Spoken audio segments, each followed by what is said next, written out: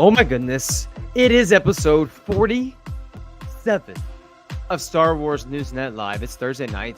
Good evening, ladies and gentlemen, wherever you may be joining us. It is time to talk Star Wars. Brian, Jay, I feel like I haven't seen you guys in like 10 years because neither of you were here last week. It was like this like last thing where I haven't seen you guys. It was just me. And I was stuck with Miguel and Nate last week, and it was horrible. And I hated every second of it. No, I'm just kidding. It was actually a vacation from you guys. Actually, not gonna lie, but I know he's like, yeah, I probably ran him off. Oh, okay, I get it. I see how finally happened.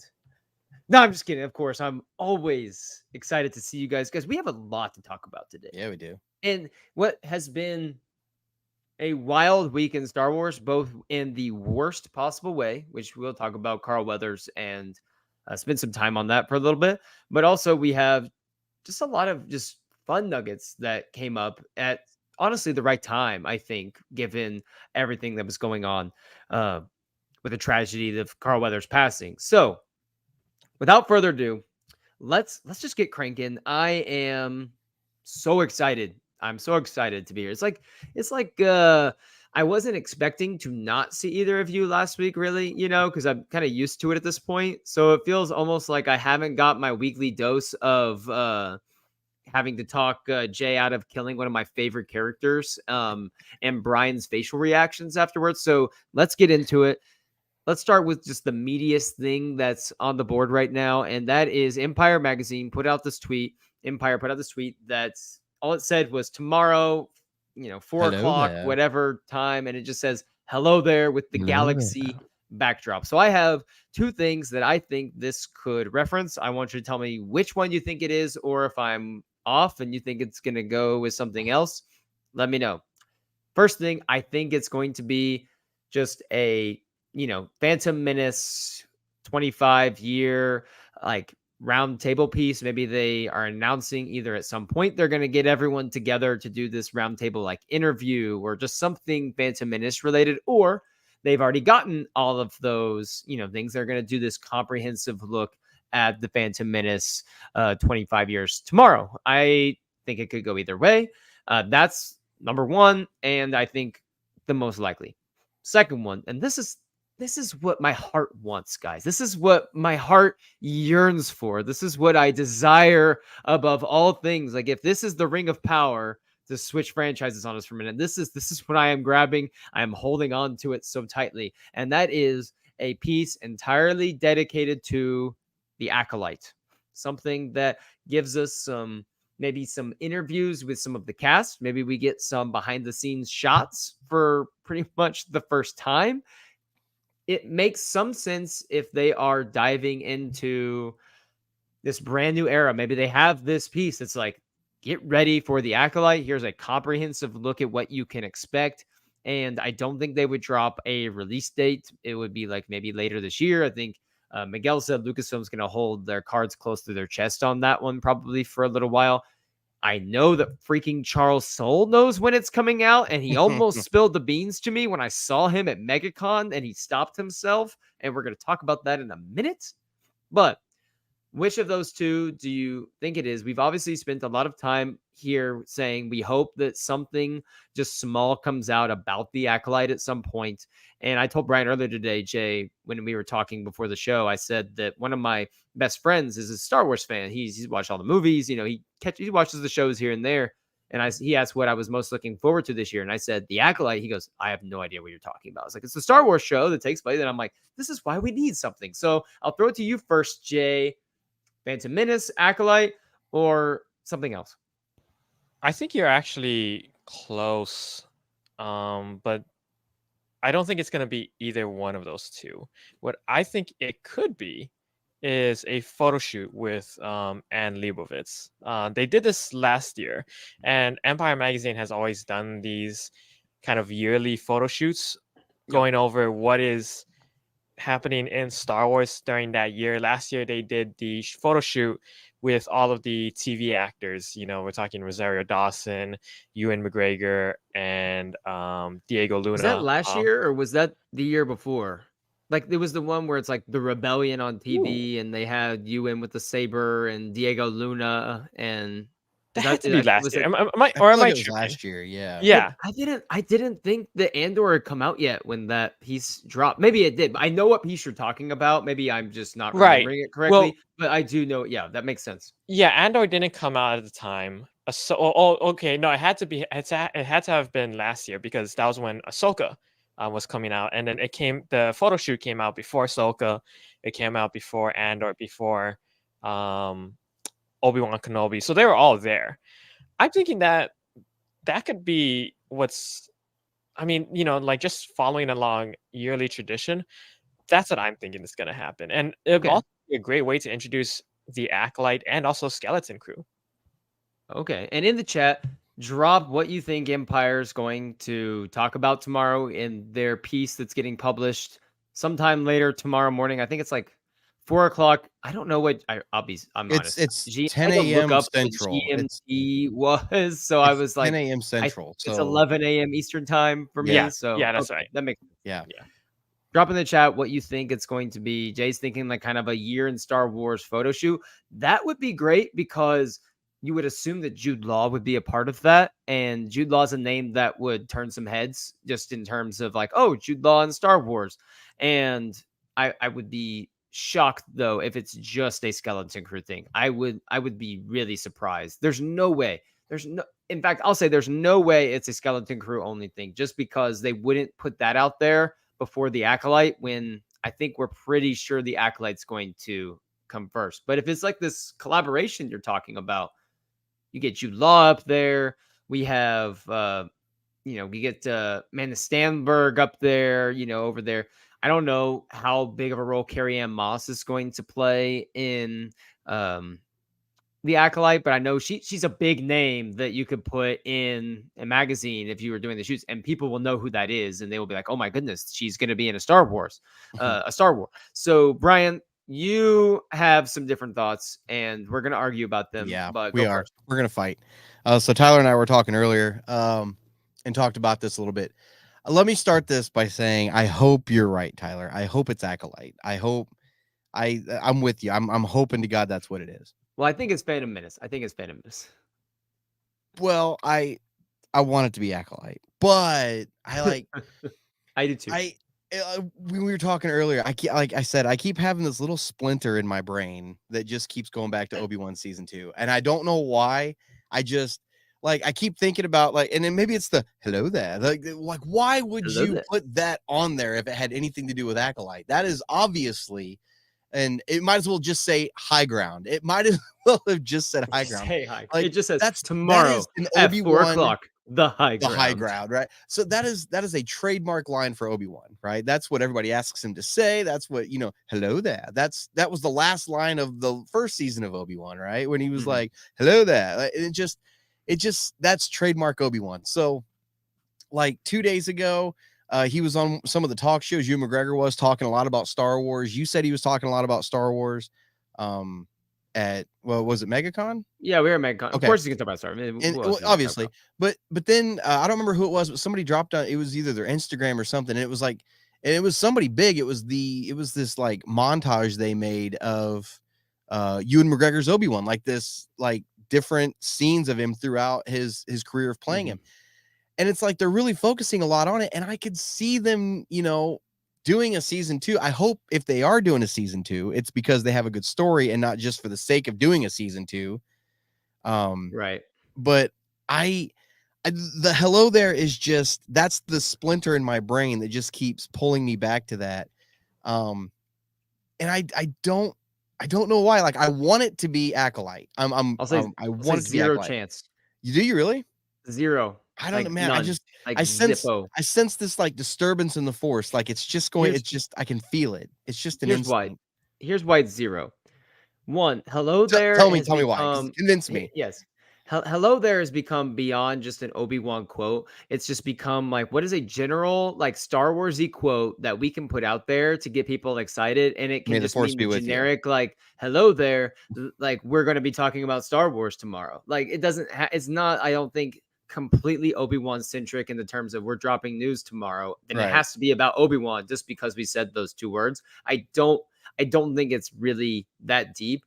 Lucasfilm, I can't imagine a world where Lucasfilm would let Empire schedule a time to announce season 2 of a show featuring a prequel character. Like there's no way that Lucasfilm would do that. There's no way that would just come out of the woodwork. But that's like saying nowhere. there's no way Lucasfilm would show a trailer for a show in April of 2023 and then never drop it to the public until 2024 and just Except show there is nothing a for way. it. They do that all the time. But they haven't. No, we usually have a public trailer by now, though. Like there's, I don't know, man. Like I said, I hope no it's Acolyte. way they would do. There's no way they would announce Obi-Wan Kenobi Man, I season don't know. 2 in an Empire scheduled tweet that will go out. It's gonna be like this Phantom Menace, like look back on the Phantom Menace, and we're gonna talk about it with some of the actors, and they're gonna be some Yeah. behind the scenes stuff that they talk about, and it's gonna be this real wholesome interview, this real wholesome article. That's what it's going to be. Then the quote should have said, "Are you an angel?" No, That's what he should have said instead of "Hello there," because he never said what that else? in episode 1. I mean, they're just trying to get people excited about their piece tomorrow. Man, Zero I don't chance. Less than zero. We'll see. There is a greater see. chance that Jay doesn't kill off a beloved character tonight than there is that Obi-Wan season 2 is coming out on Empire tomorrow. I'll finish up by saying this. Tomorrow, when you get into Discord and you're like, holy crap, Brian was right, I accept apologies in the form of money and lightsabers. I'll do something drastic, when and if that ever happens. If it happens. And Obi-Wan and Jay, I wanted you to jump in here and back me up on this, like I'm sure you are going to. That's cool. That's cool. But like I said, I hope I'm wrong, but like the Obi-Wan season 2, just in a vacuum, talking about it, because it's it's something that everyone's talking about a little bit, here or there. It's something that I'm wrestling with as a fan on whether or not I really want an Obi-Wan Kenobi season 2, because the fan in me, every time, and I was at MegaCon last weekend, and Ewan McGregor comes out and he talks about how much he loves Obi-Wan, how much the prequels mean to him now, how much the fan interactions mean to him, and how much he really wants to, put on the robes again and grab the saber and do the whole, thing again.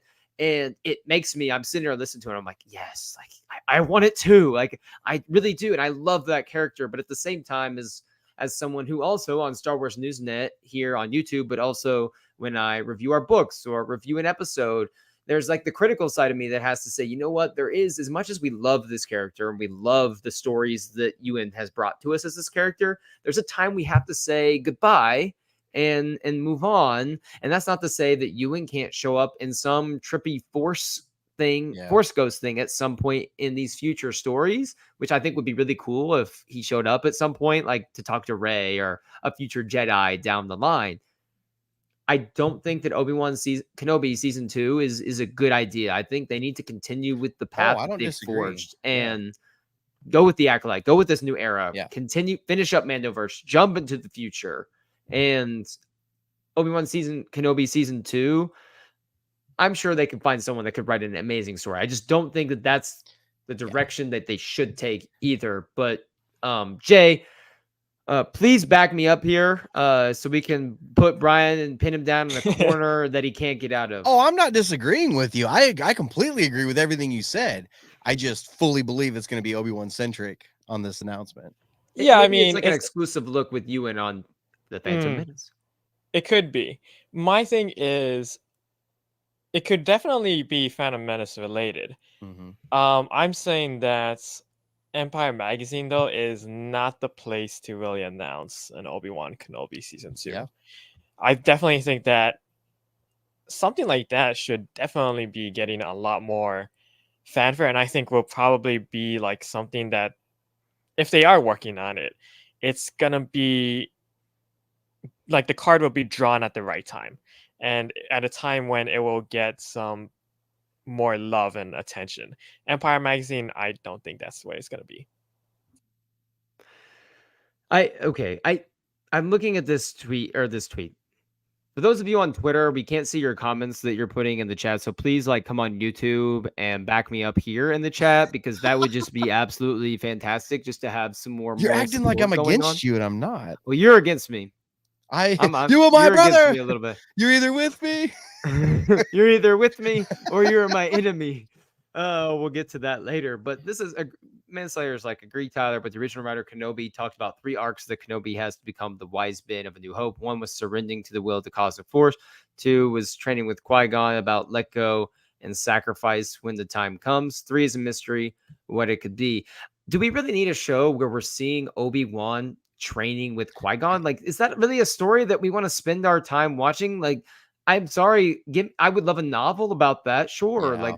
If someone wants to write that story, but we have, Disney has limited resources they're going to pump into Star Wars. Do we want to do something about a character that we've had that fleshed out so much, when we could devote this to the Acolyte, when we could devote this to the Acolyte season 17 that we all want and hope happens in 25 years into the future?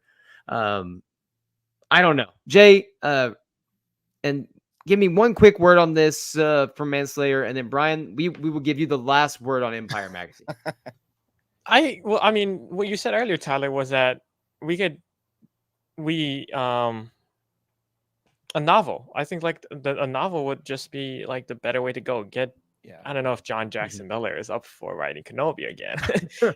He hasn't just now finished The Living Force, and you're like, I haven't read it yet. We all know it's gonna be great. Give me the Kenobi novel.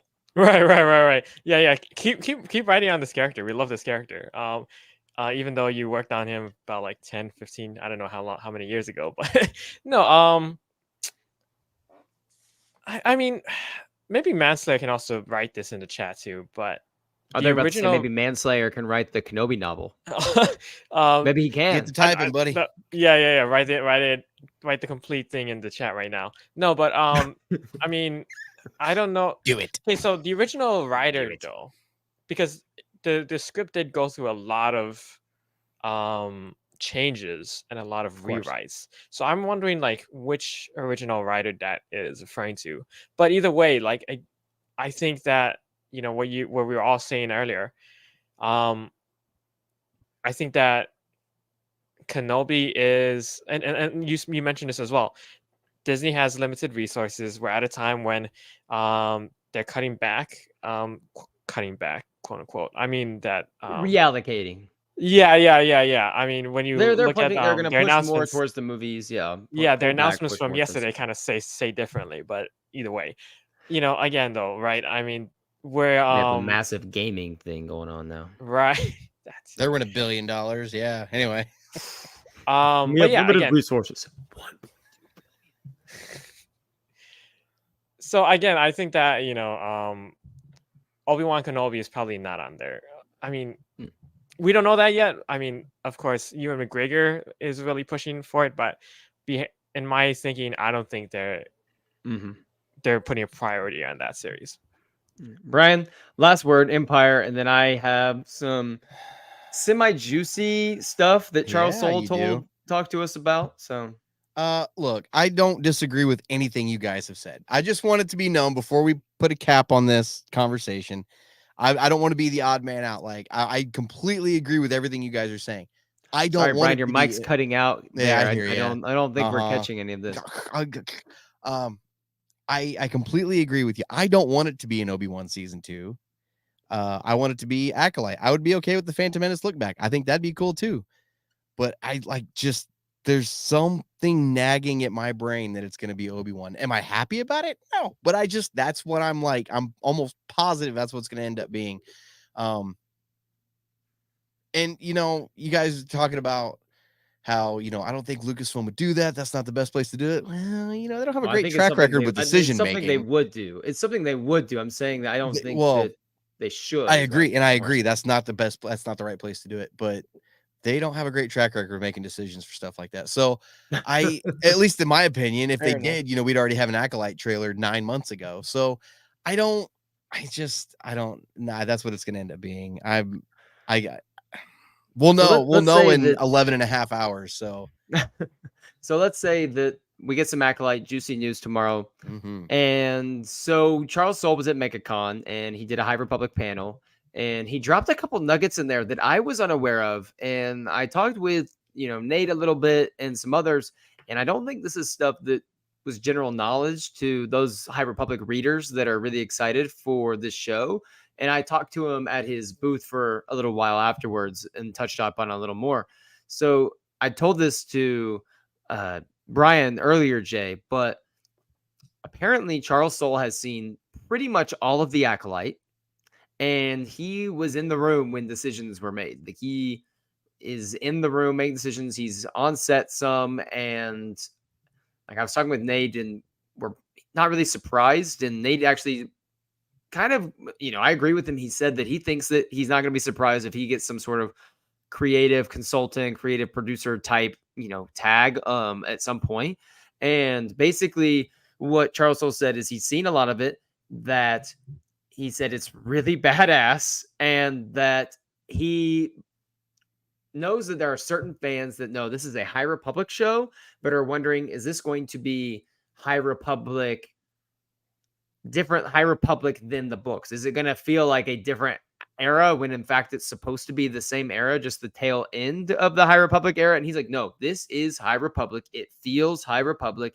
It in no way diminishes one form of the High Republic and, highlights over another. It is, he said, this is going to be what you would like if you are a High Republic fan, while also really appealing to the Star Wars fan that wants to see some really cool action, that wants to see some really cool Force stuff. And so I'm paraphrasing a little bit of what he said, but I was really excited after hearing one of the original voices of this era of Star Wars saying that, yes, it feels like this era. To me, it's not the same thing, but it's almost as if George Lucas was talking about, some of the Disney projects and like, yes, this feels like Star Wars to me. Like this is because the High Republic, obviously all of this is because of George Lucas, but Charles Soule is one of the 5 people that, authored in this era in Star Wars that have been previously non-existent.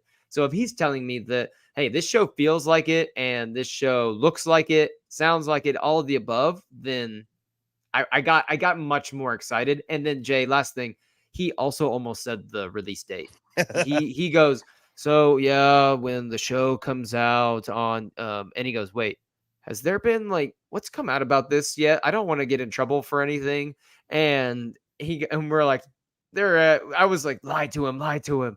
And we're like, yeah, there's not been a trailer or anything. And he's like, oh, interesting. And I'm like, interesting as in, does that mean something's coming out soon? Like, what should we be expecting? Something? I don't know. But anyway, Jay, what are your thoughts on, just Charles Soule kind of saying, hey, I'm involved here and it's good.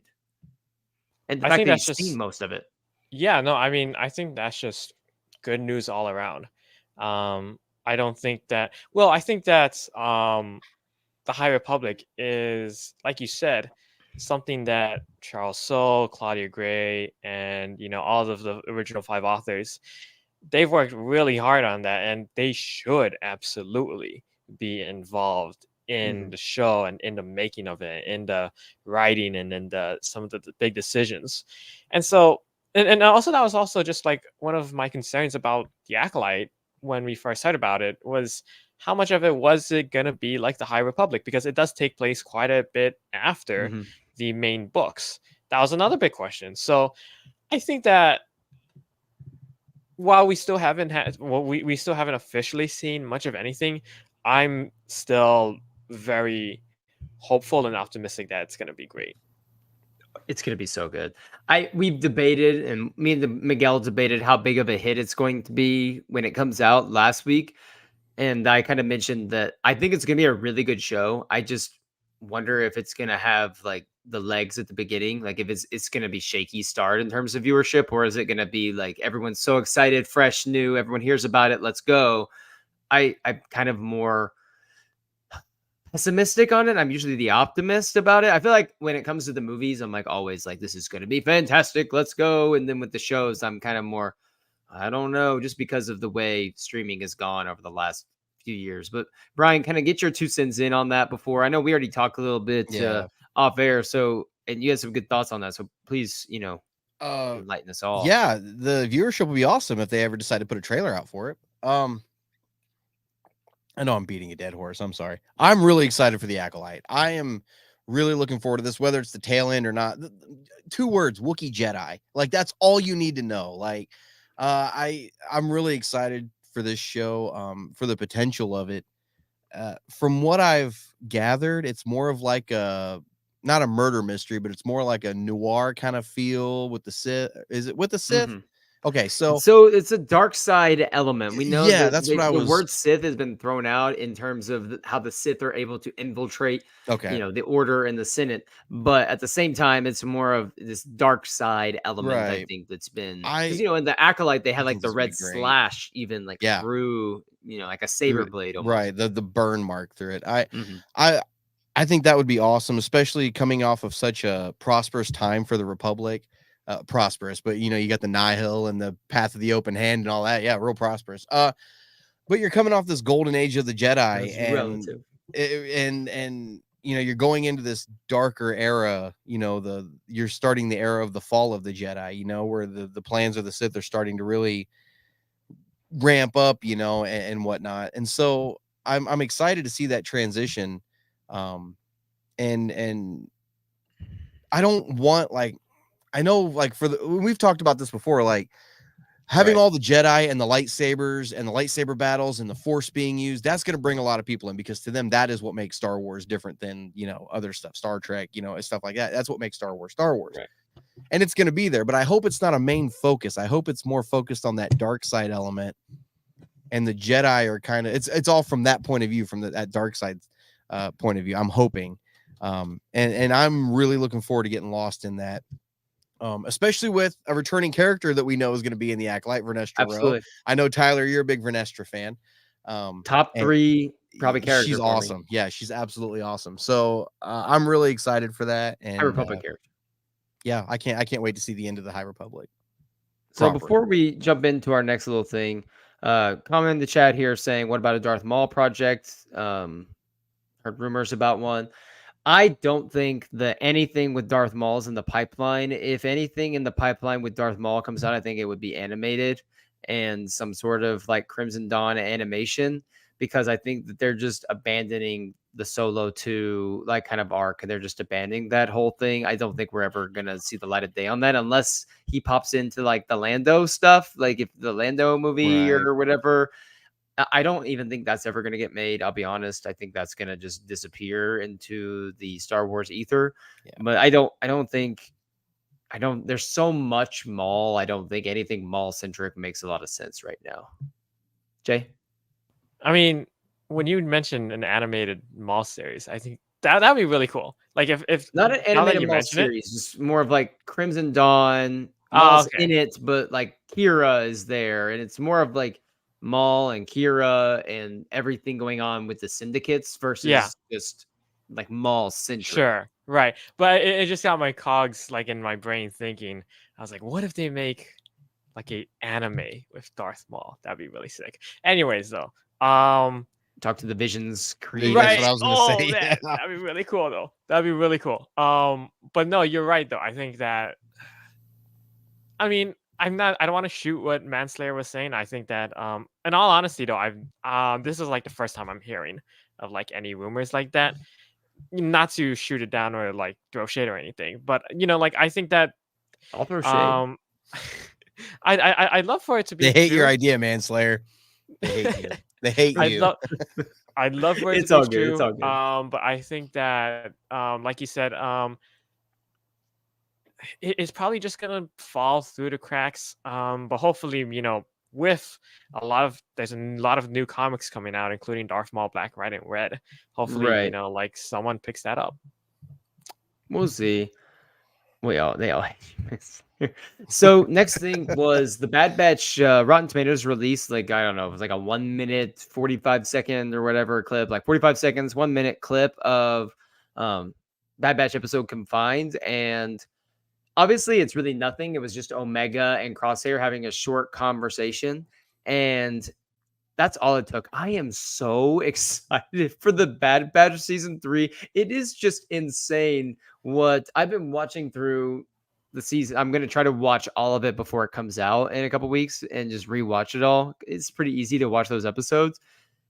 am so surprised when when Bad Batch first got announced and I was going into it, I really did not care. Really Same. did not care Yeah. that much. I'm like, but now I am sitting here going, like Moff Gideon, my clones, like I need my clones to be safe. And I am so invested. I love Omega and Crosshair. They're probably my two favorite ones. And so knowing that they're together is like honestly like really exciting. I'm dropping again. I haven't got a new chair yet, and so I'm sinking again. But anyway, Jay, did you watch the clip? Does it make you more excited for Bad Batch, or is your excitement reached its peak and not going Yeah. anymore? In all honesty, I actually didn't watch the clip yet. Um, frankly, it's coming out in what is it? 13 days? The 21st, right? 13 days. 13 Yeah. days. So, I mean, to The be honest, like 21st. I was like, when I saw that they're dropping the clip, I was like, yeah, I'll just wait till the actual show comes out. Like you though, I am going through the entire series, going all through it again, and you know, I was actually really surprised on my second viewing. I'm like, there is a lot of good content here, and there's not a whole lot of filler. I might just start a YouTube Shorts series for the next 2 weeks. Every single Bad Batch episode in 1 minute or less, and just crank it out. I don't know. I'll have to start with episode like 9 because I'm not going to go back and do the ones that. But I love the Bad Batch, and it's going to be amazing. Asajj Ventress, we see Omega and Crosshair, and everything in that first scene. Brian, you watched the clip yet? No. No, What I is haven't wrong yet. with you two? You have I'm like with Jen. lives that you have to No, get through the day no, that you can't just drop I've got everything and watch a Bad Batch I've clip. got some possible like gold I'm sitting on right now that I was going through. But no, like with you, Tyler, what you were saying earlier with Bad Batch when they first announced it, I was the opposite. I was excited for it because I remember when the last season of Clone Wars came out, like that first 4 episodes was Right. like the Bad Batch stuff, right? And I remember my wife and I were watching it, and we really enjoyed the Bad Batch, the A team basically of clones, Right. and we thought that was great, you know. And when Echo joined him at the end of that arc, that was cool, you know, and everything. And so we really enjoyed that. And then I know my wife really enjoyed it. She actually liked it more than I did. I really, really enjoyed it. Mhm. And then when they announced Bad Batch, I was at work and I sent her the logo because you know they came out with that burnt logo. Right. I just sent it to her and I was like, "There's your next series," and she was capital letters. Oh my God, are you serious? And just like going Mhm. crazy. And no, I've been hooked on it ever. There was never a point where I was like, you know, it's just for some reason I don't like I'm season in 1 that. that much. Oh, I didn't mind. I see where you're coming from. It just felt like But I didn't mind it it. felt like the Oprah Winfrey meme, like Yeah, of here you get a cameo and you get a yeah. You cameo, had Hera in and there, and like it just it was yeah, like you went from like I thought the Moochie stuff was pretty funny with yeah, the Rancor, but like you get yeah, Bib Fortuna and like all that, and then the next episode Rex, either the Martell sisters, and then you yeah, get Rex, and then you go to Cad Bane, then you go to Hera, and then back to yeah. Camino and the destruction of Camino. They always nailed the ending, but season 2 Oh, I felt like was yeah. way better. Like it gave like character arcs for Agreed. characters beyond just Hunter and Omega.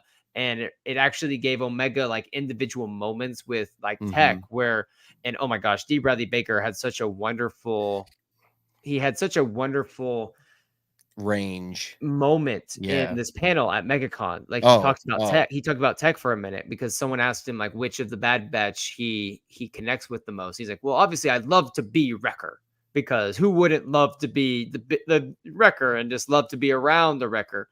And he talked about how losing Tech was the hardest clone death maybe out there for him, except for maybe like Fives, because he 99. said he mentioned 99, Yeah. but he talked about Tech because he said as a person he really identifies with Tech, and he said he loves the episode where Tech and Omega are talking about Echo's departure, and Omega doesn't understand why Tech can't doesn't miss him or doesn't acknowledge him, and Tech's like, hey, I'm processing this, the same thing that you're processing. I just do it in a completely different way. And it was a way for them to see that two people can have completely different ways of processing and perceiving information and, still like, coming together as people. And he said that he feels like he's a little bit different and a little bit odd and misunderstood maybe. And so like he's able to channel his own personal experience into tech.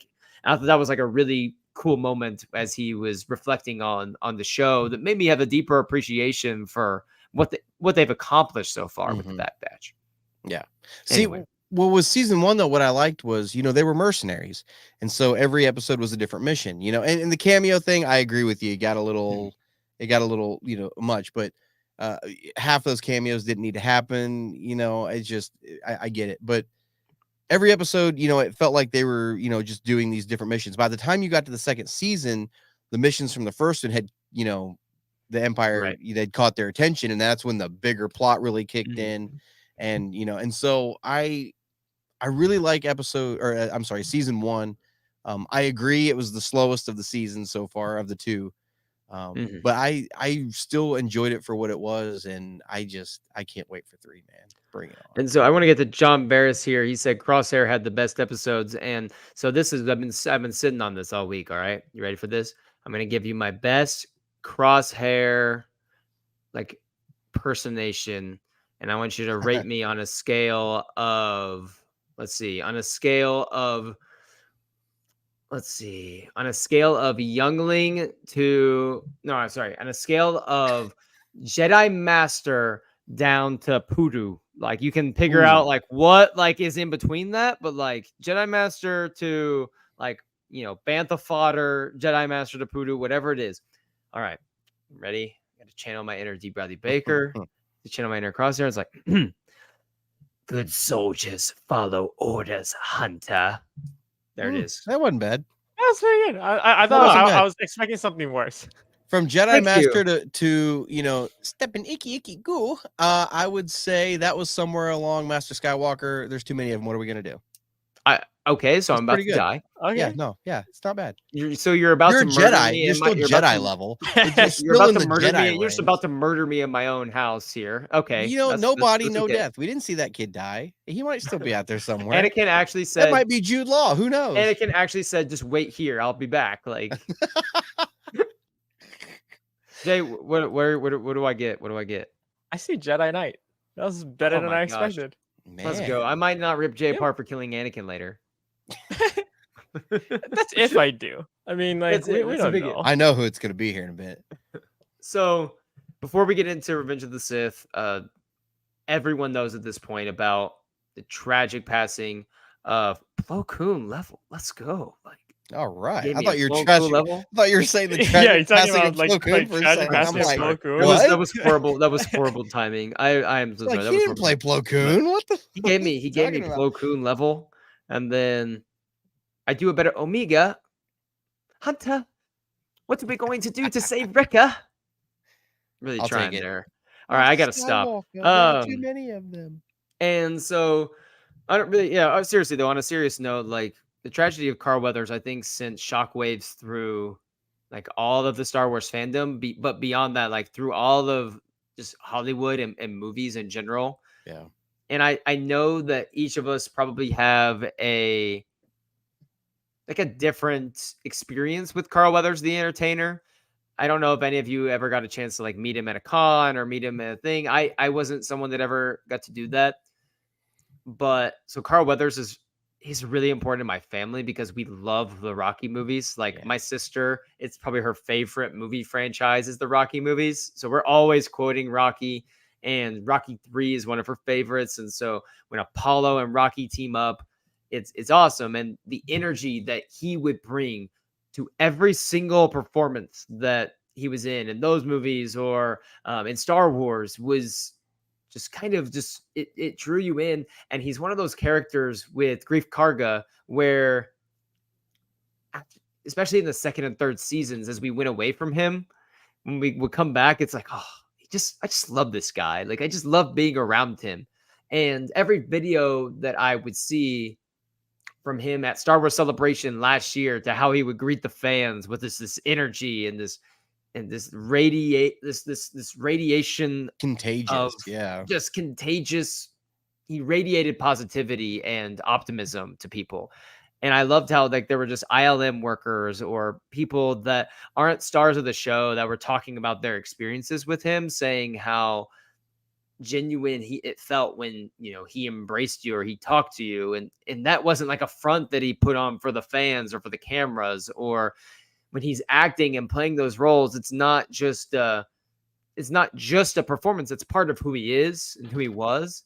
And I think it was a shocking thing for everyone, and it just sucks because we just lost Ray Stevenson not that long ago, and had to watch all of Ahsoka without him, and now we're gonna go through this Mandalorian movie where I'm sure he was gonna probably play a role, and he might have been a producer for this film. Even he's directed some episodes of Mandalorian. I'm sure he was gonna be in the movie, and it's gonna be sad not to see him, on screen again, but just to lose him altogether was a brutal way for everything to transpire. And I just want to send, condolences and thoughts to his family and friends, because we've all lost someone, in our lives, and it's never easy. But Jay, I'll throw it to you. Carl Weathers, what was like Carl Weathers' impact on you? I feel like he had an impact on anyone that Oh partook yeah, for in sure. any of his performances. I mean, just to get away from Star Wars for a little bit, it's kind of amazing when you think about the fact that he stood toe to toe with the two biggest action stars of our generation, or like of movie history. We're talking Rocky with Sylvester Stallone, and then he stood alongside Arnold Schwarzenegger in Predator. Mm-hmm. I mean, his handshake and that his performance in that movie is actually quite amazing. Like the fact that it's a movie about all these macho men like suddenly being dismantled and like in fear, and like here is Arnold Schwarzenegger and Carl Weathers, and he was holding his own. It Right. was really awesome. But going back to Star Wars, if you guys remember, like his appearance in Star Wars Celebration last year, that was like he had so much energy when he was on stage. He was getting up, he was standing, he was like, Mm-hmm. like he you couldn't contain him. You really couldn't. And it was really awesome to see, again, because he was an icon all throughout his life, not just in his younger years in the 70s and 80s, but even Right. nowadays, like even now today, like he was really great. And yeah, he's gonna be sorely missed. And we have Wikipedia joining us tonight. Hello Hey. there to the Wikipedia. I was just on Wikipedia today, getting a final few notes for Convergence, just making sure I had my facts straight on our book, as Brian and I recorded episode 3 of the Timeline Show. And yeah, Jay, there was a beautiful moment I put this on our Instagram page, on Star Wars Newsnet's Instagram. You could check it out there, of Tamora Morrison saying a Maori prayer over Carl Weathers before the panel began, and in Tim's native language, just kind of giving a blessing, saying a blessing to them before that he began the panel. And that panel was absolutely beautiful. Just that's the way it started, and then you had Ming Na Wen kind of shared some of her experiences with Carl Weathers as well, and it was really touching to hear what they had to say. And like, I don't know if anyone's gotten a chance to see what Ahmed Best's post was before he, when he first posted when he found out the news. That was also a very touching tribute. But Brian, just some quick thoughts on Carl Weathers here before we wrap up with a quick Revenge of the Sith conversation. Yeah, no, it's one of those that came out of left field again, and it was kind of that was one that wasn't even on the radar. You know what I mean? Like there's certain one, not to be disrespectful to anybody, there's certain ones that are on the radar that I'm terrified every time I see a post with John Williams' picture on it. I almost have a heart attack. Like there's certain ones it's like, oh crap, and that was one that I didn't see Carl Weathers coming at all. Like, and we were talking about it at work. One of my coworkers, he's the one that kind of broke the news to me. I hadn't seen it yet, and he was sitting behind me, and he's like, "Hey," I was like, "What?" And he goes, "Chubbs died," and I'm like, "Wait, what?" And he was talking about Chubbs from Mhm. Happy Gilmore, you know, and Right. then I'm like, "No, are you serious?" And I'm like pulling it up. I'm like, "Oh no!" I was like, and so no, it's just it hits you, you know, and it's like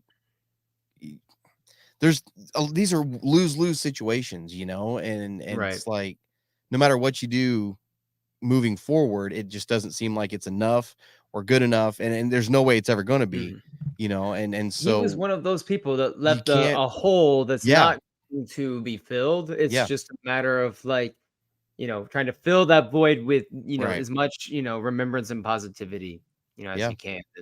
And so obviously Star Wars fans and people around the world are going to remember Carl Weathers for a long time. He's been a part of generational things. The Mandalorian is going to be a generational show. I firmly believe that when it's all mhm, said and done. The Rocky movies are already generational franchises. It's still continuing on. The mhm. legacy of Apollo Creed lives on in the Creed movies. And so we're going to be able to remember Carl Weathers for a very long time. We have a few minutes left. We've gone on a lot longer than I thought we would on some other stuff. It's been a great discussion tonight, but let's talk Revenge of the Sith. It is getting close to like the 20-year anniversary of God, Revenge of the Sith, here, not, next year. that's And ridiculous. we have so much to talk about. Wikipedia in the chat. Please let me know if I forget any references. So everyone grab your popcorn buckets, grab a section of the high ground. Make sure you dispatch of any unarmed prisoners because their fate will be the same as ours. I just tried to mesh in a lot of things, Man, all together there. So let's do it and begin. We always start off with our movie discussions with our favorite like trailer moment or our favorite like theater experience that led to the actual movie. And so, in case you need a moment to think, I will begin with mine. This is my most sacred Star Wars memory. This is my 100% most sacred Star Wars memory. I was a little kid, 8, 9 years old or whatever. And my dad let me come to the opening night of the movie, which, if you remember, like 2005, like those were late showings. We midnight didn't get releases. Yeah, really the 7 o'clock, that you can go get now on like a Thursday. And so like I think this one started like 10:30 or something. I don't remember exactly. I'm 8 years old, but I just know my dad let me go the opening weekend, like opening night of Star Wars to see Revenge of the Sith, which is also a PG-13 movie. And I'm not exactly watching PG-13 movies at this time, like, religiously as an 8-year-old. And I just remember my dad and I getting to go and seeing people dressed up as characters and being so excited. And I will just that's something that like I will always have that memory with my dad at a Star Wars movie. It's I have memories of seeing Attack of the Clones in theaters, but not like I don't remember the whole experience. I remember like that whole experience seeing Revenge of the Sith, seeing the epic battle of the heroes there, being like so annoyed when Count Dooku died in 5 seconds in this movie, and at the young age of 8. And I'm pretty sure my dad was like, "All right, yeah, that's all that coming," and it was just a cathartic experience even now, just reflecting on it. So, Brian, throw it to you. What was your favorite moment when it came to your theater moment here, or just something leading up to the hype of this? What we thought was the last Star Wars thing. yeah, We thought this was it. yeah. So I was 16 when that movie came out. I remember finishing episode 2. I remember coming out of that experience, and then immediately it wasn't very long after 2 came out. I think it was still in theaters.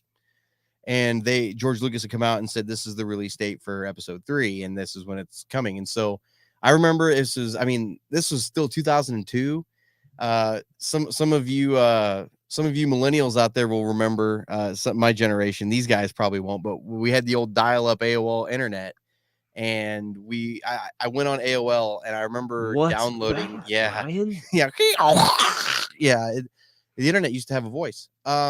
And I printed off calendars for the next 3 years and marked every single day with a countdown of how many days we had until episode 3 released. It was, all the way up. It was like 1,100 days or something like that, if I remember right. And every single day I counted down every day until episode 3 for 3 love years. that. And it was the longest countdown of my life. Oh, And I mean, I was 100%. only 16 when the movie came out. So my entire life, so I started a Rogue Squadron but countdown when they announced it it's back still then, and going. obviously it Yeah. got scrapped at a certain point. Um, But I remember going like, guys, we're 1,017 days away. Oh, yeah, and that's exactly where I was. I remember hitting like the triple digits. I remember hitting 999, and I was like, "We're getting somewhere." We really weren't. Like, I remember getting like to the halfway point. You're like, and I'm I gonna be was- 30 when this comes so, out. yeah, basically. But I remember like the first trailer coming out. They aired it special. If I remember right, I think it was Sci-Fi Channel. They did like a special airing of it this one night. And I stayed up really late to watch it, and as soon as it was over, I ran back downstairs, got back on AOL, and waited like an hour for the video to buffer on my internet so I could watch it over and over again. But I remember back then, they weren't so secretive with the story and with the novel and all that stuff. The novel came out like a month before the movie did. Mhm. And then the game came out 2 weeks before the movie did. And the Right. game had movie footage in it. And Mhm. I remember I read the whole book and I played the game. And so when I was standing in the midnight line for episode 3, I remember standing there talking to these guys, and they were talking about how we thought this was going to happen, that was going to happen. And I didn't spoil anything for anybody. I wasn't that asshole. But I remember being like, well, I've already read the book and I played the game. And the guy's like, oh, well, you already know what's going to happen. And he just turned around and walked away from me. And I'm like, okay, I totally had that. I had that coming. That was fair. That was fair. They even weren't the shy game, about it letting was you different. know Yeah. what to expect. They were like, Yeah. we want you to Right. know like what you're getting into. Yeah. Like, because even if you don't know, you still know like Right. what you're getting into. Yeah, you know how it's going to end. You know where Yeah. we're ending at. Also, But I remember this is I remember the experience so not to get gross, okay, and I'm not trying to be gross, Oh, fantastic. but this was I was This involved 16 and I was diarrhea. no Okay, then we're good. but so I was so wrapped up in this movie.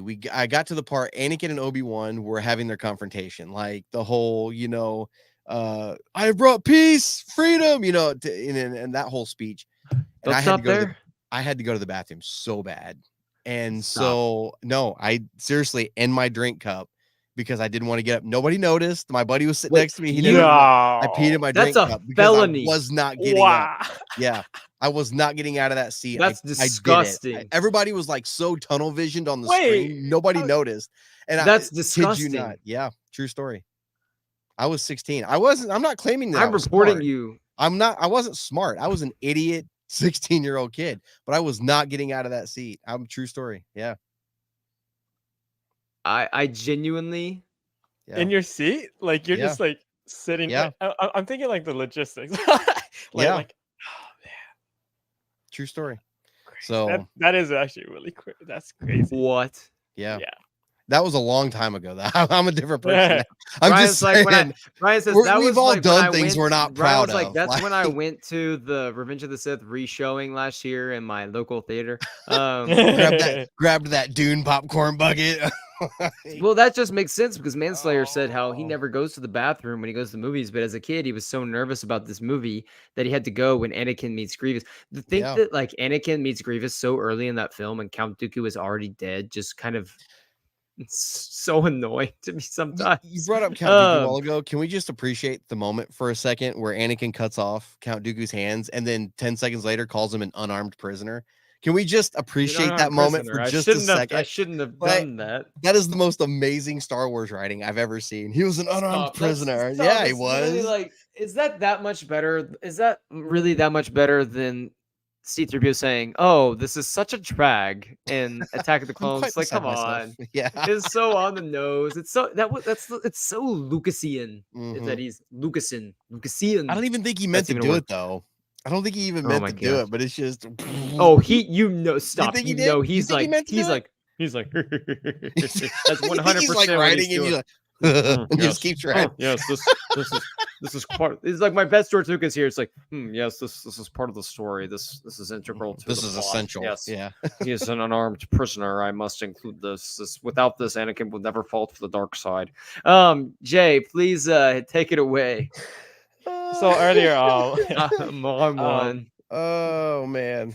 No, Manslayer was mentioning Grievous, and leading up to Revenge of the Sith, we were talking about this in the Attack of the Clones episode, but the Gennady Tarkovsky anime series, that was, I mean, I You're think we plugging it should hard. we should definitely, like, sometime in the future, even just go through that entire series and have an entire episode on it. But I think, like, that was for me Sure. because, like, I was 5 when Revenge of the Sith came out, so unfortunately I didn't really have like any cool like memories of watching the movie in theaters. But You're telling me that you had a memory of Attack of the Clones in there to share, but because now we're talking about that Revenge was of the like when Sith, which is my 3 consciousness years woke up. later. So you're remembering No, your I mean, 2-year-old memory, but we're 5 now. Suddenly we can't remember anymore. I'm putting you on no. the Like, I'm calling you to I the do stage, remember. sir. I do remember going to theaters, and funny enough, I grew up with 2 older brothers, right? And you know what's funny? Looking back at it now, you realize like, oh, it makes sense. But people were very much so Yeah. laughing in my theater, at parts that weren't like intentionally funny. And looking at it now, you're like, yeah, I mean, it's a very meme like film. Yeah. Like where Emperor Palpatine is brainwashing Anakin. Anakin is like on his knees and worshiping Mhm. Palpatine, but he has the big butt crack across his forehead. You know what I'm talking about? Yeah. And I remember in theaters, like everyone was laughing at that. Yeah, like he's like, "Ugh." It's so weird. Yeah. What is And so happening? everyone Oh, was it's getting like, late. That's what's Nothing that has happening. been discussed on this show for this segment is anything like I thought it would be going when we were Hey. talking about this tonight. I mean, again, looking Being at it perfectly honest nowadays, here. well, looking at the movie nowadays, like you realize like, oh yeah, that makes sense. Like people like, yeah, it is really funny. Yeah. But like as a 5-year-old kid, I was like, yeah, no, like, this is kind of weird that they're laughing at these moments that are meant to be serious. But going back to Gennady Tarkovsky, I was a big General Grievous fan. They did him dirty in this film. I'm sorry. They did. I'm sorry, Jay. Please, you're gonna have to sell me on General Grievous. I do not Whoa. care about General Grievous at all. No. I'm telling you right now, I'm jumping the shark on our thing Wow. later. I'm axing him. Get him out of here. Man. The amount of this is all right. The amount of just You know what? like You know what, Tyler? Grievous, I hope the Empire Magazine for it. announcement is an entire General Grievous origin story that's animated. Yes. If I that hope it happens, is. I will stop my class in the middle of my lesson, and I will do a YouTube short right there about won't do it. why this is an absolutely ridiculous idea, because I have had to listen to so many like Grievous fanboys talking about we need more of the Grievous story arc, and I was like, he was literally there for a few seconds, got absolutely wiped by Kenobi. Did you He's a watch the original coward animated through and series through. though? With like the original Yeah, I anime? have, and he was cool, but like I don't care about General He Grievous. always and, ran like, away. Like in What? at Tyler's all. defense, he always ran away. Yeah, Like, no, but then like he was so cool. Are you kidding me? Like he was the cool. dude was I do literally not fighting with his care feet. about General Grievous at all. I love his action figure. I love like the twirly like thing where he's like, I've been trained in your Jedi arts by Count Dooku, and then he just goes. And Kenobi just like, oh, let me and then just chops off his 2 arms like in 3 seconds. Like, Yeah, Count 'cause Dooku that's the obviously movie, wasn't they a did him very good dirty. teacher, I guess. Everyone his pupils died. Grievous and Legends, everyone will know. Like everyone knows that Grievous and Legends way cooler than in Revenge of the Sith. Let me tell you, let me just tell a legend of my own prowess because it's not canon. It doesn't happen. It's not boy. real. Yeah, No, I mean, okay, I whatever. haven't read the Grievous comics. I'll be honest. I haven't read everything about General Grievous, but Oh my god. you know, they can make anyone look cool in a comic book. Like they can. I've not read. I don't want to. Am I really gonna be like burned at the stake for my General Grievous take? Really? Like You General might be. Grievous? Like it's General Grievous. Like let's not act like we're talking about like I'm like sitting up here like Jay talking about Qui-Gon getting eliminated from the Phantom Menace. Like let's not act like I'm destroying an integral character here. Which, Jay, tell me your favorite story beat. You were going somewhere with Grievous. I think you have more to say on Grievous. So is he involved in like your favorite like story beats from the movie, or does that drift elsewhere? No, I mean, like, well, the thing is, as a kid, like, he was meant for the kids, right? He was meant to like sell action figures, right? He was meant to be like the cool character. I did have fun with the Grievous action figure. Yeah, no, I mean, like the dude was literally like the coolest character because, you know, like, again, he had like claws on his feet, he had 4 arms, he had multiple lightsabers, and then in the, you know, Clone Wars series, like, he kidnaps you know, Emperor Chancellor Palpatine. And so, yeah, like, he was like literally my favorite part, like, leading up to Revenge of the Sith, and then of course, you know, well, we know what happens. So, Ryan, what's one of your favorite story beats from Revenge of the Sith?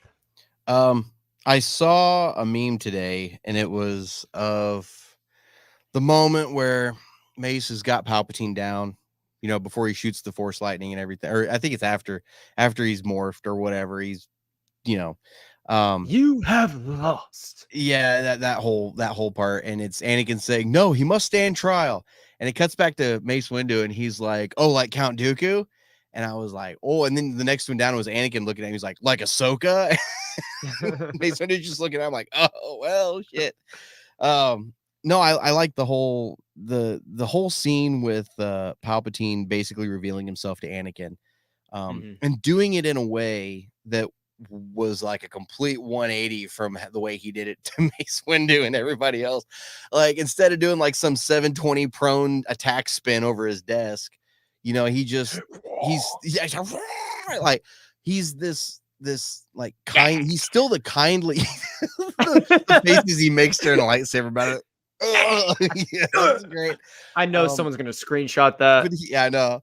But he's like, he's still this kind old man, and he's like trying to, you know, give Anakin this sense that, you know, being a Sith isn't necessarily evil. It's just another point of view, which is the complete opposite of what, you know, Obi-Wan was kind of doing to Luke in Return of the Jedi. It's a new spin on that kind of story. The great mystery. I One loved must it. study all this. Yeah, and as Anakin, like, that makes sense. I mean, Palpatine had a great sales pitch. He had an amazing sales pitch, and I can't blame Anakin for falling, you know. I mean, I really can't, but I love that whole scene. Even when Anakin pulls his lightsaber out and you know, and puts it to his throat, he still is just, you know, it just stands there, and he's still pleading with him, you know.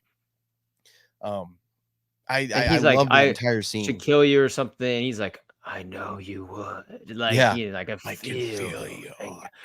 There. So Hayden Christensen at MegaCon last week talked about some Star Wars memes that he really loves, and he's like aware of some of the memes, and he talked about when Palpatine's doing the Force lightning, he's like, no, you will die. And he's like doing the Force lightning at Mace Windu, and he starts yelling at Anakin like, help me, like, please. And Anakin says, like, one of his Hayden said, I called him Anakin. Hayden said one of his favorite ones is the scene where Palpatine's yelling help me to Anakin right there, and instead of, like, you know, taking out his lightsaber and slicing Mace's off, Anakin says, well, bro, why don't you just stop shooting the Force lightning that's getting reversed into you? Like, it's an easy, oh yeah, so I'll stop. Oh man, that's so good. Which is funny because that's exactly how he died in 9. Like, he just couldn't stop shooting the lightning. Just, like, it's he never learns. He just never learns. He's like he goes out like every the time. Ultimate, like, he's you know, if he's playing poker, he's always like, I'm all in. Like, he's all in. He's like, he really I lost one Death Star. I'm all in. Death Star 2, baby. Oh, I lost another one. All in. Sith Fleet. Like, let's go. Oh, Force lightning. God. First time didn't work. But all in. Second time. Like, she's got 2 lightsabers this time. This will definitely work. Palpatine watched Harry Potter and was like, if Expelliarmus worked for Harry Potter, then 100% Force lightning is going to work for me every single time. Like, come on.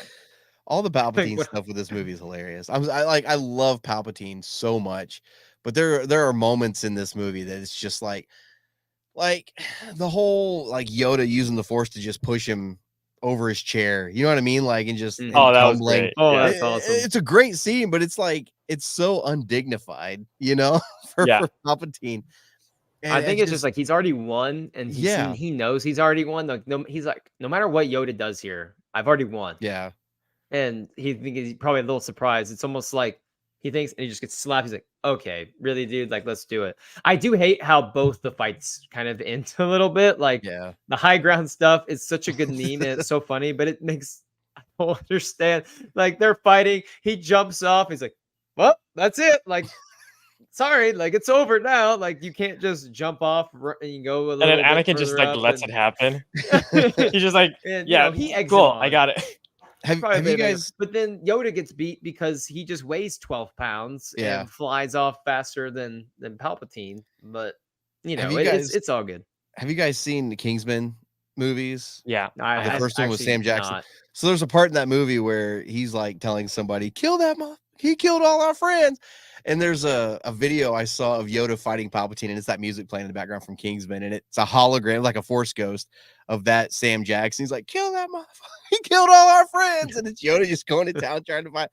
It's I've seen that. Yeah, I've seen I know what hilarious. you're talking It's about. Yeah. hilarious. Let's talk about this chat from John Barris. It says, and Palpatine was willing to risk it Yeah. all, counting on Anakin to take out Mace. That's like a big discussion. He put all point his among eggs in Star one Wars basket. fans. Yeah. Like, but I think the discussion point is, did Palpatine, was he sandbagging against Mace, waiting for Anakin to show up, or did Mace genuinely defeat Get the upper Palpatine hand. and he like had him, like, or did Palpatine have Mace right where he wanted him? I think it's a good discussion point. I think I'm curious about what you guys think about that. What do you think, Brian? I'm not entirely sure because he looked pretty scared before Anakin even got there. He like backing away, and I don't know. I think I don't know though, man. Like, cause he took down like 3 Jedi in 6 seconds and then fought Mace Windu for all of 2 minutes. Like, so I don't know. Is Mace Windu just that badass? And is Sidious that sucky? Or It's hard because yeah, I don't know. I think so. I personally think Mace Maybe a mix of the two. kind of got the better of him upper hand? a little bit. I think he had him, and because I do think Mace is that good, like Oh, he's yeah. that good, right? And I think because we remember, Anakin in Attack of the Clones when he's talking to Padme, talked about Obi-Wan's as wise as Master Yoda, and he used the word powerful to describe, Windu. Mace Windu. Yeah. And so I've always thought that when it came to just combat, Mace is the force of nature that it, could have taken on cities. Now, maybe not. Maybe Palpatine was like, whatever. And I think and John Barris says the point. I think he makes the great point there. And I was going to say this is that Mace had the upper hand. I see what you did there.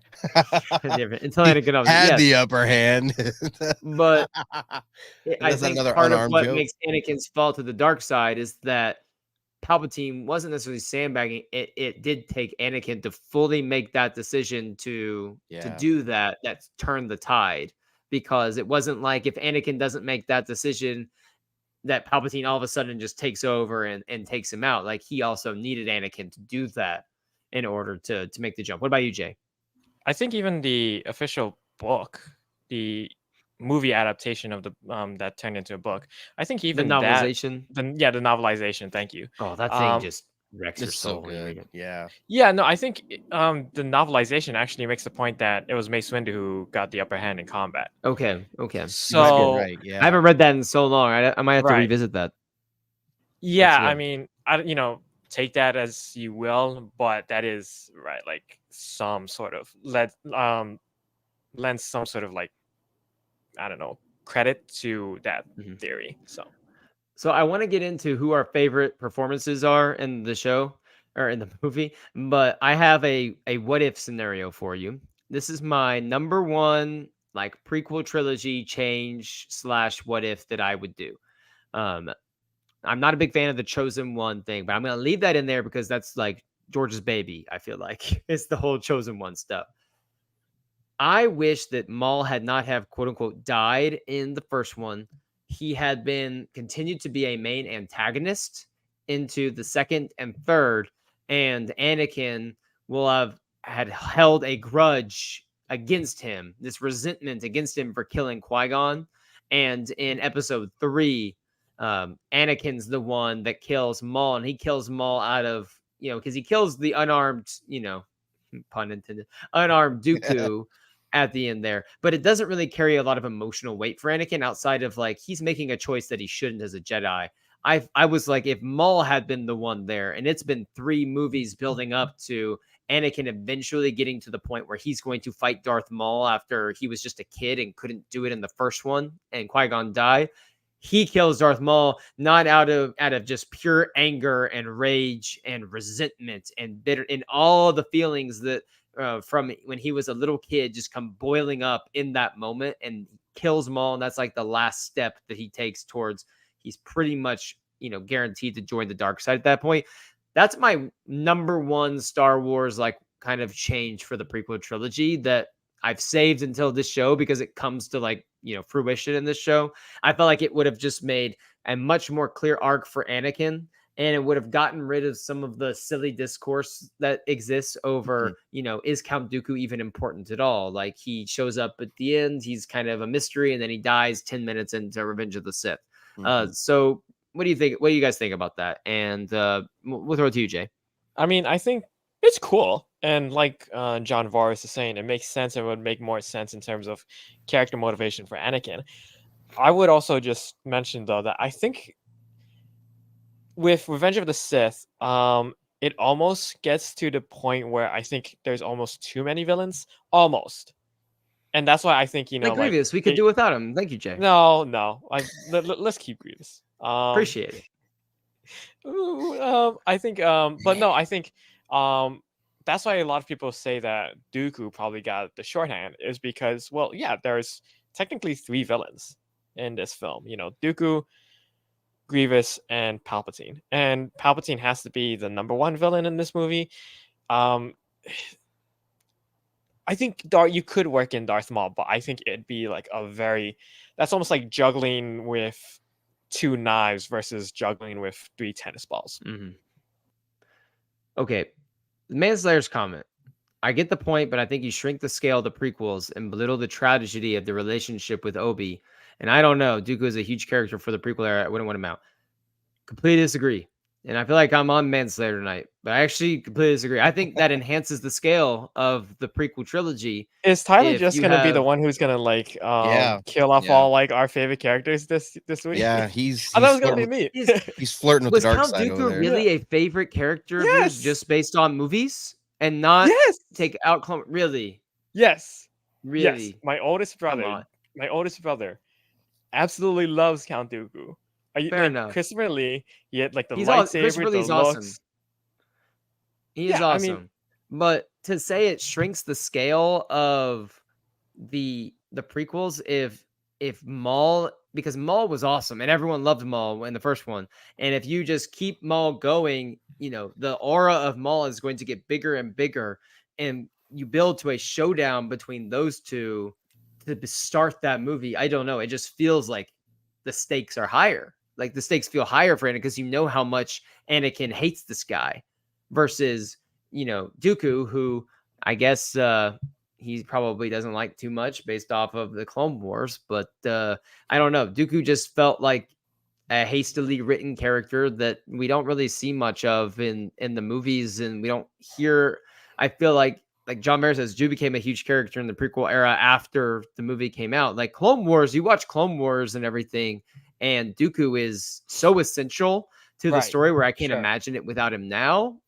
But when I saw the movie, it's like in the Revenge of the Sith, it was like, oh yeah, we have this guy and we have to get rid of him somehow. It didn't feel like, oh, it's integral to our story. Well, if Maul is still around, that's integral to the story still.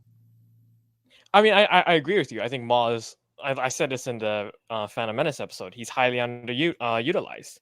And he should have been kept throughout the entire trilogy. But I think also Dooku and Grievous should definitely stay. So get rid of both of them, honestly. And I'm like, I'm not killing your favorite characters. If anything, I'm enhancing Darth Maul, one of our other favorite characters. Sure. If anything, that's what I'm get rid of Grievous and getting rid of Grievous would take 2 seconds, and you wouldn't be missing much at all. Obi-Wan can literally go do anything during the prequels. Like he can go hang out on vacation for a week in the third movie, and Anakin falls to the dark side. Then, like, there's literally a number of things. The Grievous isn't central to that story, like, at all. But Brian, I'm gonna throw this one to you. Who is your favorite performance in Revenge of the Sith? Oh, it's the same as for Attack of the Clones. It's Palpatine, bar none. Ian McDermott to this day, to the day I die, until the day I go to the grave, I'm gonna worship the ground that man walks on. He can do no wrong. Well, he can do no wrong as Palpatine. Not to say that for the writers, like when we talked about Episode 9, but as Palpatine, like, he brings his A game every time, no matter what weird cockamamie clone crap that the writers have come up with for the sequel films. He still brings his A game, and he's still Papa Palpatine to me, Big Daddy Palpatine, and I absolutely GOAT. love him. When he first, like, Jay, you were talking about earlier how he had the butt crack down his forehead. When he walked over to his desk and put the robe on for the first time and pulled the hood up, that was so, like, for some reason he looked like so awesomely Return of the Jedi Emperor right there. And you see the eyes glowing out from underneath the hood. But for some reason in the rest of the movie, he looked puffy. I don't know. Is that No, the I right agree. word? Yep. Like, he didn't look quite right. But that one where he just pulls the hood up, and he just kind of looked a little weird the rest of it. But he still brought his A game. Like, it was great. I loved him. Him seducing Anakin fully, and It's so good. just all of it, everything. Even, and my favorite part isn't even like, okay, I love the part. My favorite part is when he seduces Anakin, but my second is like right at the end when Vader's on the table and he's like, "Where is Padme? Is she safe?" And he's like, "It seems in your anger you killed her." Like, that is like, and then if you read the comics, like, Vader went ballistic after that whole scene and threw Palpatine into the wall, and Palpatine, like, hit him with lightning. He's like, "If you ever use the Force on me again, I'll kill you." Like, just straight, like, going to, but I love him in that moment where he just, like, he already had Anakin, like, he had him. He was there, and he still threw that last little hook in there to just, you killed her, So, which there was a comment earlier. Hang on a second. Where was it? Somebody asked if I can find it again. There was something about right here. Manslayer asked, "Do you think Palpatine sucked the life force of Padme to give it to Anakin and keep him alive?" No, You don't think so? not at all. Maybe. I think that I don't think so. I think that's like a fun. It's one of those things that adds like a fun discussion. It's like something we could ever confirm or whatever. Not how I interpret it at all. I genuinely think that. I think it's cliche to say she died of a broken heart or whatever. I think that Anakin literally zapped her. I think he just zapped her, and childbirth, she had nothing left, and that's what happened. I don't think Palpatine was sucking the life force out of Padme to give it to Anakin. I don't think so. I think that Palpatine was able to do everything without even having to use the Force when it came to Anakin. Jay? Yeah, I mean, it's possible, but I'm a little bit more with Tyler on this as well, and I think that, well, I mean, Anakin did Force choke Padme, like, in the middle of, like, while she's pregnant, like, heavily pregnant. So I think that Takes her the up. whole yeah, I mean, the whole broken heart thing, I'm like, yeah, sure, whatever. That's that's whatever. Right. So I'm thinking that was probably enough to kill Padme, sure.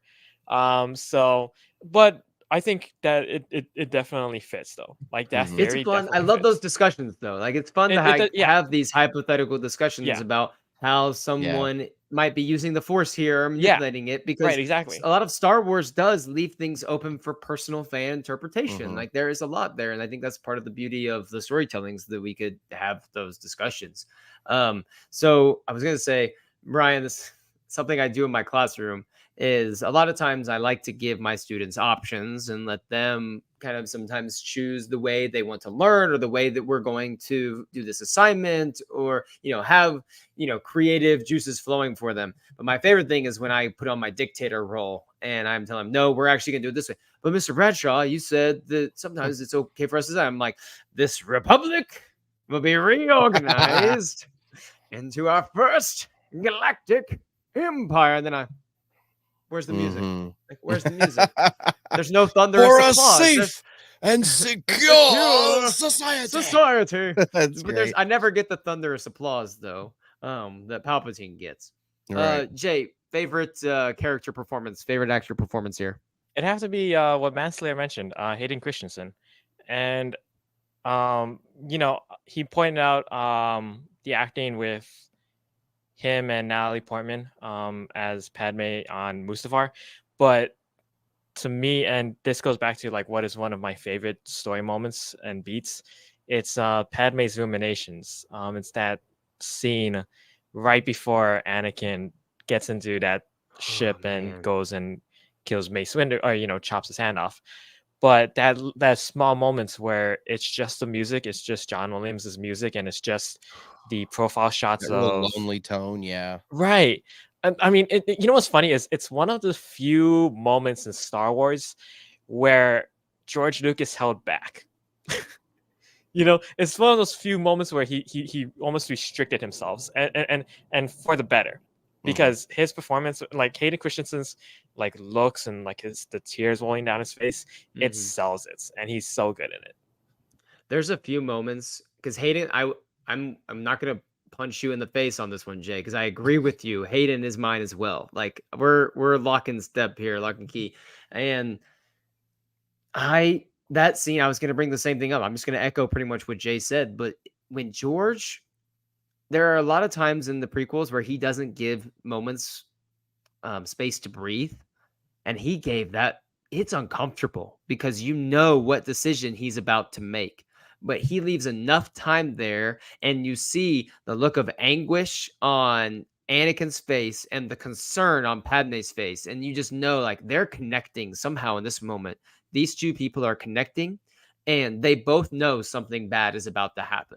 Like, Anakin, knows what he's doing. I think in the beginning he knows like it's wrong. It doesn't feel right, because even when he's on Mustafar later and it flashes to him, you see him crying. Like he's in tears. He's in this personal turmoil that he's going to be in for decades now to come.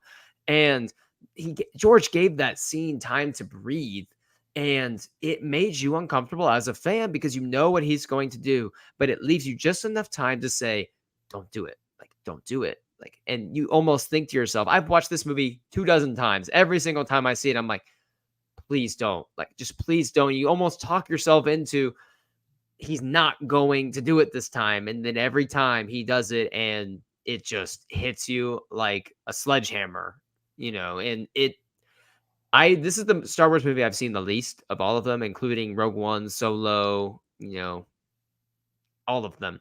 Because I emotionally just cannot. I go back to being an 8-year-old kid who loved Padme and has always been a Natalie Portman supporter for my entire life.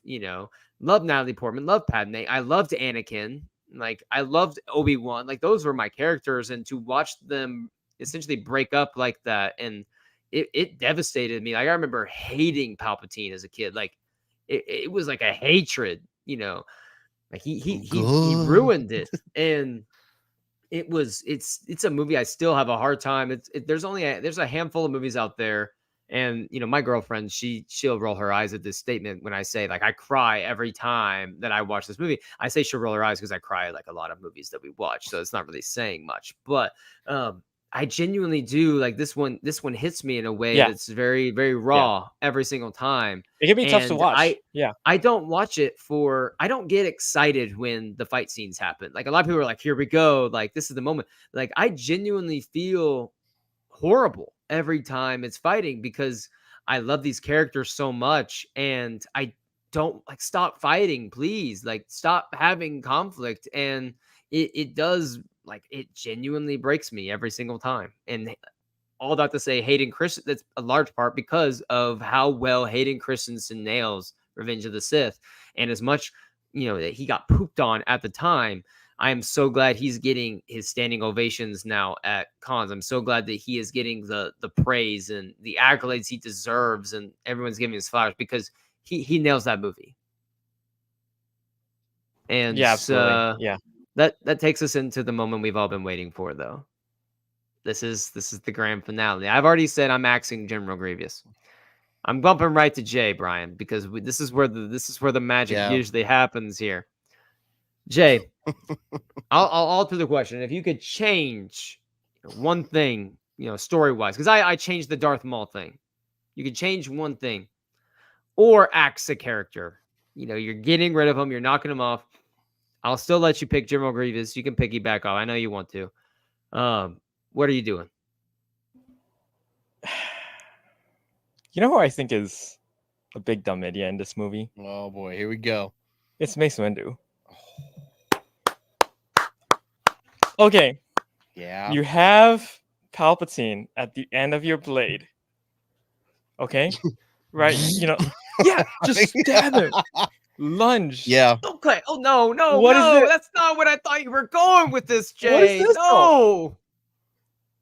Dude, all he has to do is just lunge forward. Just stab Palpatine in the heart. I thought you were gonna go like he should have Okay, treated Anakin with a level of trust. Like he should have extended an olive branch to him, and tried not to. Should have given him the rank of master. Yeah, like just something. Instead, you're like, no, just kill him. Like he was still at least clinging to the Jedi code in that moment, and I'm like, but so when I talk about like you Mace lost Windu, me. Okay, hang on. Mace Windu isn't like he has a lot of dumb moments in this film. You know when they're at the He's circle. like, I got a list. Yes, I do have a list because the moment where they're in the circle and Ki-Adi-Mundi announces that General Grievous is dead. Mace Windu goes, I sense a plot to destroy the Jedi. You think? Yeah. We've been going. The dark side of the Force surrounds the Chancellor. Yoda at that moment off screen was like idiots you are. Yeah, exactly. Or everyone else is like, bro, like we've known this for like 10 years that there's a plot to this, but like when you found out the Sith were still around, since like maybe that's when you should have been like, maybe they're up to something. Or what about the moment when they find out Dooku's behind making the clones? It's like, should we be using these guys? I don't feel like we should hire these guys. Move along. Okay, Manslayer was pointing out this, and I was going to point this out as well. But the moment where Anakin tells Mace Windu that, hey, I think Chancellor Palpatine is a Sith Lord, and he goes like, a Sith Lord? Okay, that's dumb as well. But the fact that he just picks the 3 Jedi that come with him are just the dudes who are most nearby him. What are you doing? It was like I love the meme where it's like, man, we know that Palpatine is behind us. We could wait for Yoda to get back from Kashyyyk and Obi-Wan to get back from here. Oh no, I'll take the bus boy and I'll take Kit Fisto. I'll take Dexter Jettster's waitress, and then I'll take Temple Guard. Is that a youngling over there? Sure. Can you go have his non-Force user father meet me in the hangar real quick? Oh my god. Like there was so like Anakin could have walked up to Mace Windu and told him that anybody was a Sith Lord. Mace Windu would have been like, "Let's go get him!" Right off the bat, let's just go. Have you guys? This is so off track. Have you ever watched Game of Thrones? First of all, read the books. You watch Game of Thrones? So I mean, I watched House of Dragon. They made a spin-off, this basketball spin-off series called Game of Zones, and like they took all the stars and put them like in like the Game of Thrones thing. And there's a scene where Jimmy Butler, who's a star NBA player who notoriously got into like this fight in practice where he wanted out of Minnesota, and said, and Nate, if he's in the chat, he could talk about the legitimacy of this because it's been people have gone back and forth. But apparently he like told all the starters, I'll beat you with anyone in practice, and grab like 4 randos from like their G League team. And he's in Game of Zones. He's like, I'll take you 3 G Leaguers and the Muffin Makers, boy. And I feel like that's Mace Windu when he's gathering the Jedi. He's like, I'll take 100%, these 3 Padawans and the Muffin Makers kid, and I'll go take Palpatine myself. Give me Broom Boy. Give me Broom Boy who hasn't been born yet. Oh my god. Okay. Oh man. And But then he lastly, leaves. that's fair. But he leaves Anakin standing there. Yeah. Like, just he Yeah. takes these 3 C-listers, but he's leaving the chosen one who's Yes. prophesied to Also- bring an end to the Sith. Also, You just sit this one confirming- out. Like, confirming to Anakin that he doesn't trust him at all. Like Yeah. flat out Yes. says, if this is true, you'll have earned my trust. Not Yeah. let's forget the fact we Like, fought side by side for the last for 3 3 years. years. But like, we'll talk about this. Yeah, okay. For like the amount This of is Tim's distrust he theory. has. Hold on. Go ahead, go ahead. Theory. Don't ask me about Jimmy Butler's time on the Timberwolves. Okay, we've come way off track here. Brian, please, your character, your moment. Padme, I'm doing it. I'll be the one. Padme. You gotta She's a keep her, though. she is a plot device in this movie. But she is Nothing necessary to the more. story. Nothing more. Yeah, she's necessary But to you get the can't twins rid into of the her, world. though. That's literally the only thing she's good for in this movie. You're taking you a can't get rid character of her. that was so pivotal in episode 2 that, you know, the whole movie was centered around Anakin and Padme's love story. And you're going to take this girl who does not know the meaning of a red flag and just make her this badass character through this entire animated series of Clone Wars, and make her like this role model for young girls and this strong female character that everybody gets behind. And then you make her a baby carrier in episode 3 and then kill her off. Like, that is so insulting to Padme's character, in my opinion. She was regulated to nothing more than a plot device in that movie. Nothing agree. more. I agree that she is so, but you can't just get rid of her because she's Anakin's primary motivating factor to end up turning to the dark side. Now, we all know Anakin had a lust for power that Yeah. he was probably going to quench, but it's all begins and centers around his insecurity over losing, Padme. And I think we mentioned this with Attack of the Clones. She has so many great deleted scenes that are out there that should have been included in the movie to give her a little bit more agency as a character. And look, But I don't know how you can just say, like, let's just get rid of her because of that. I love Natalie Portman. I love her. Because that but, interaction like, and with I love her and Anakin acting. at the Don't end, get me we wrong. need. I love Natalie Portman in almost everything I've seen her in. But like some of her line delivery in this movie was just almost cringeworthy. Just a little bit. There's a scene, Jay, you brought up the novelization of episode 3 earlier. There's a scene in that novelization that I think they shot, and it was a deleted scene for this movie. They talk about this scene later on when Anakin is sitting there, he has the vision of Padme dying, and he's like, Obi-Wan was here earlier, and she's like, he came by this morning and he's worried about you. That's the conversation. Right.